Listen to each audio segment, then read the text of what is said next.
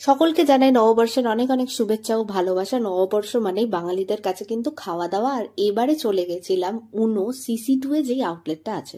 উনো কিন্তু আমাদের খুব ফেভারিট একটা রেস্টুরেন্ট, অ্যান্ড এখানে আমার অলওয়েজ যেতে খুব ভালো লাগে। এবারে যেটা অর্ডার করে নিয়েছিলাম সেটা হলো একটা প্ল্যাটার প্রথমে, যেখানে 4টে চিকেন উইংস ছিল, 4টে চিকেন স্ট্রিপ ছিল আর একটা টর্টিলা ছিল।